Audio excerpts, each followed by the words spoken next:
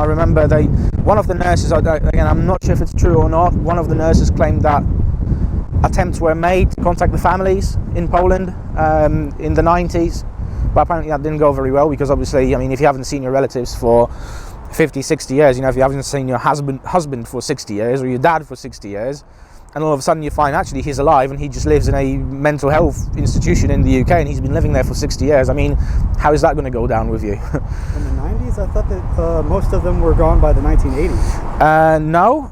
Well, this guy stayed here till 95. I think the hospital closed in 95 or something like that, or mid-90s. So this guy was definitely still there, and there was quite a few more that were still definitely here. Because keep in mind that the staff members that I've spoken to, a lot of them worked here in the 80s and the 90s. So they remembered about 15 names. So if you were to go further back, 60s, 50s, I reckon you'd probably find about 40, 50 names here, 40, 50 Polish people, if not more than that. Wall, they used to be engravings, like hammers and sickles, like communist stuff and German stuff, but this was all for Polish soldiers, and I'll show you there. I can't get to it anymore. But they all used to be sitting, leaning up against these walls, and there used to be graffiti, like scratched into the bricks. What was the story there? I think he did collaborate, but he managed to sort of leg it at one point. So towards the end of the war, I think he left his unit and just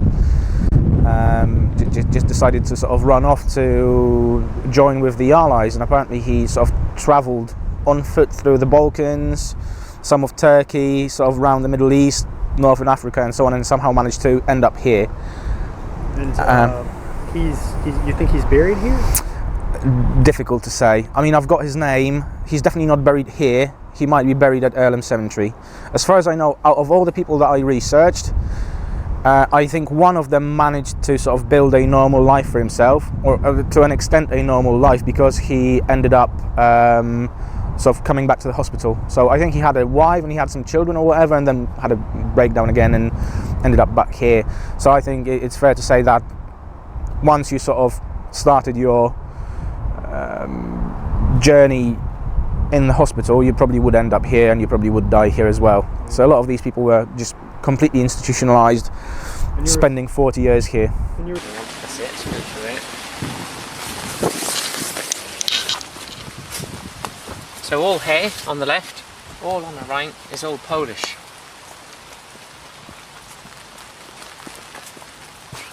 All bodies, loads of them. They were in the hospital. Is there any kind of I'm wondering if they had any kind of attempt to line them up at all, if they thought that probably it was... Probably military they did. The Hippolyte Zimowski? Yeah. You said that you interviewed 5 people and one of them believed that he had worked for the Germans? Yeah, it was just forced labour, I think. At least that's the impression I was getting. But again, why he ended up in Britain and not, return to Poland, it's difficult to say. I mean, generally speaking, there are 2 reasons why people wouldn't return to Poland after the war. One of them is if they were heavily involved with the Allies, because they'd be treated as spies and probably end up getting executed or prosecuted somehow, jail time, whatever. That was quite common, actually. I'm not sure if you've sort of heard about one of the Polish officers who sort of investigated what was happening in Auschwitz during the war. So to a point where he sort of allowed himself to be captured and sent there. I heard of that. Then he escaped. And he wrote about that. Well, he then escaped, reported it to the Allies, and after the war, the Soviets imprisoned him and executed him. So there's, I see, there's civilians here, British civilians and Polish soldiers.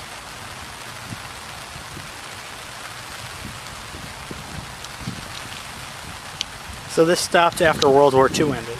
Yeah, but say for instance, when the Russians took over Eastern Europe, a lot of Polish soldiers were here already from the 1939, but some were here long after the war. So the ones that had mental health issues probably were still alive in the 1980s. Oh. They were here from World War II to the 1980s. So you think that there are several Polish and also Ukrainians here? this particular site, there's going to be 3, but there was several staying at the hospital. That's my understanding. I mean, I managed after so many years, I managed to sort of identify about 15 names, and I would imagine that's only a fraction. And most of them you would think are at Earlham Cemetery? Yeah, Earlham Cemetery. That's where most of them would be buried. What was I saying? So yeah, one of the reasons obviously where you wouldn't want to go back to Poland after the war was if you worked really closely with the Allies, or if you were collaborating with the Germans, because then again you'd be completely ostracized and again most likely imprisoned and probably executed. So even the slightest kind of working with the Germans, like yeah. I think his story was but then again it's a bit strange because in my family, I mean my grandfather was in a forced labor camp for a few years, I think, during the war. And he returned home fine, and it's not like he was ostracized by anyone. I mean, everyone treated him the same. He was never accused of being a collaborator, which is why it's really strange with this guy. Where, if it was the same kind of a story, why such a backlash from his local community? And a lot of these guys just stayed here because they had post-traumatic stress. Yeah. I mean, from what I've heard. From the former staff members, that seemed to be their sort of reoccurring theme. PTSD. I think there were some mental health issues that maybe sort of developed as a result of that. And really, I mean, if you were locked up in a place like that, even for 3 to 5 years of your life, I mean, you'd probably never be able to go back to the normal world.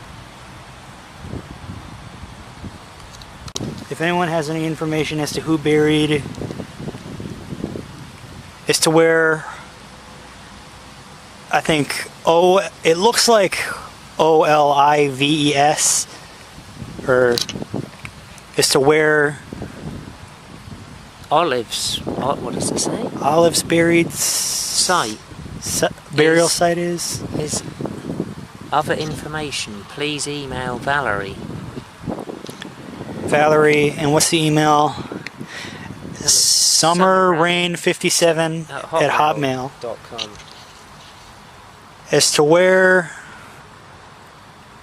Olive's burial site is. Yeah. I would think that the mental hospital would kind of exacerbate things.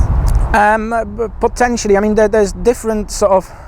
This one was a bit strange, I found, with what people were telling me, because the patients, or at least most of the patients, or the ones that weren't dangerous, were allowed to sort of roam free, and they were allowed to board a bus and go to the city and then come back and so on.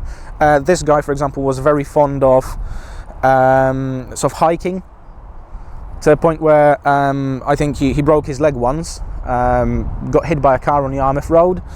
A few weeks later, he went out for a hike, got caught in the rain and just came back with the cast just completely soaked, so had to be replaced. But yeah, he just wanted to go for a hike, so he did. So they were sort of more or less free to roam. One of the positive things that people told me about the hospital and the approach to mental health at the time was that the patients, there was a pigsty, there was a carrot patch or whatever, so they were able to grow their own vegetables, and generally they just had something to preoccupy themselves with, which the former staff members felt was a positive thing. And Dan told me that, and I think he was under the impression there were a lot more officers here, but he said the entire south side of the hospital, so not the one right there, but a little farther, was run by Polish officers. I haven't heard anything like that, to be honest. I mean, all I heard, but this is first-hand accounts from people who actually worked there and interacted with these people. I mean, one of these guys was like a social worker who actually looked after a group of Polish people. So he'd just come up with all kinds of activities for them just to keep them preoccupied, keep them busy.